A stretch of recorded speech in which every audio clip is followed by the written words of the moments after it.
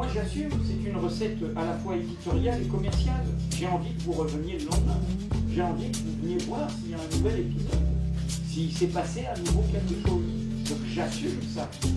Holly came from Miami, FLA. Bonsoir Edoui Plenel, merci d'avoir accepté de nous recevoir. Alors rentrons d'emblée dans le vif du sujet. Une réaction à chaud sur la décision rendue hier par la Cour de cassation, à savoir le refus de votre renvoi au Conseil constitutionnel d'une QPC visant les articles du Code pénal qui, rappelons-le pour nos auditeurs, ont été mobilisés pour vous contraindre à censurer les révélations au sujet de l'affaire Bettencourt. C'est une bataille perdue, mais la guerre continue, la guerre pour le respect du droit de la presse, car cette décision de la Cour de cassation ignore le débat sur notre travail.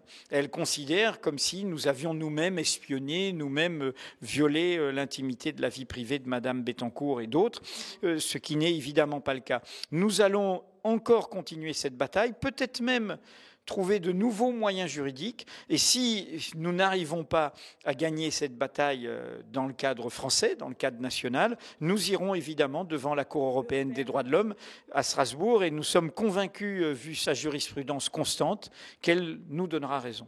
Oui, justement, nous recevions il y a peu Dominique Gerbaud, l'ancien président de Reporters sans frontières, qui évoquait notamment le cas français de la liberté, en matière de liberté d'expression.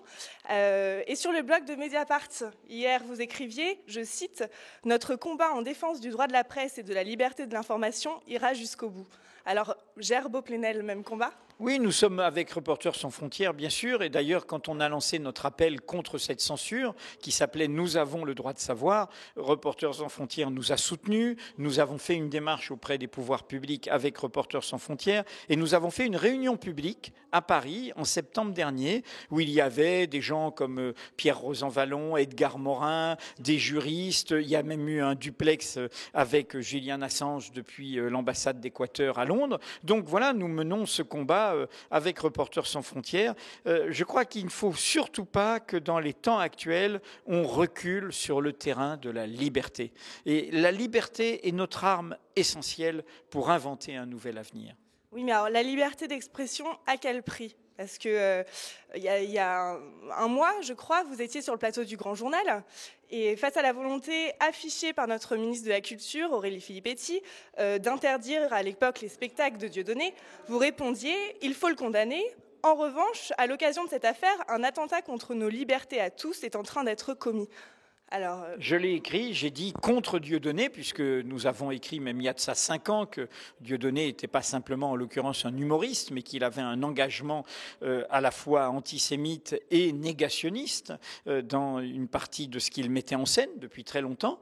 Et j'ai dit contre Dieudonné, mais sans Manuel Valls, car on ne combat pas la liberté en restreignant les libertés. En clair, vous diffamez, vous injuriez ou vous tenez des propos négationnistes ou racistes, il y a des dispositifs légaux qui vous permettent d'être poursuivis et d'en rendre compte. En l'occurrence, et d'ailleurs c'est ce qui est fait depuis, on exécute des décisions de justice, il ne paye pas ses amendes, il y a eu 7 condamnations, eh bien on fait jouer cette arme normale. En revanche, la brèche qui a été ouverte par la mise en scène par le ministre de l'Intérieur et qui n'a rien calmé, au contraire, elle a agité encore plus, eh bien cette brèche, c'est l'interdiction préalable. Ça, concernant la liberté d'expression ou la liberté d'information, c'est un recul. Nous avons le droit de dire dans une démocratie. Nous avons le droit d'informer, de nous exprimer. Nous faisons une bêtise, nous sommes condamnés, nous en rendons compte. Mais c'est a posteriori. On ne peut pas,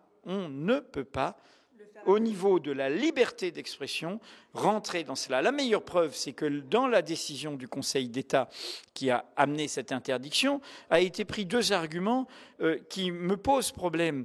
Il y a eu l'idée à la fois de tradition républicaine et donc cette idée comme une tradition immobile, de valeurs républicaines et de cohésion nationale. Non, la nation et la République, par moments, il y a eu des accidents, il y a eu des problèmes. Donc il faut laisser un espace, parce que demain, d'autres trouveront que ce n'est pas ce que dit M. Dieudonné qui est insupportable. Et du coup, ils diront, ah ben nous, on est au pouvoir. Et nous, on pense que ça, c'est illégitime. Et donc, vous voyez bien qu'il faut toujours penser à la liberté comme celle aussi de ceux dont on est les adversaires. Merci beaucoup, Edoui Plenel, d'avoir répondu à nos questions. Said, hey honey, take a walk on the wild side.